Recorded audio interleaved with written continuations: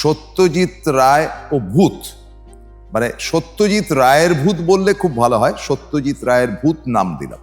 তিনি ভূতের গল্প লিখতে খুব ভালোবাসতেন।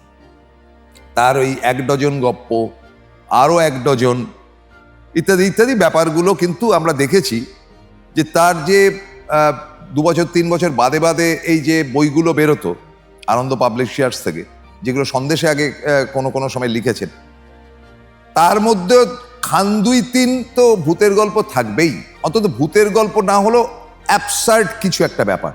তো কোনো এক সময় তাকে কথায় কথায় প্রশ্ন করা হয়েছিল যে এটা কেন করেন, মানে ভূতের গল্প আপনি কি ভূত বিশ্বাস করেন? ভূত বিশ্বাস করেন কিনা তার উত্তর তিনি দেননি। তিনি বলেছিলেন যে ছোটদের অনেকগুলো চাহিদা থাকে, ছোট বাচ্চাদের এবং কিশোর বয়সে বিশেষ করে, তারা ভাবে যে যা আমরা দেখি না, ভাবি না, কিন্তু কল্পনাতে নিয়ে আসি, সেগুলোতে তারা উৎসাহিত হয়।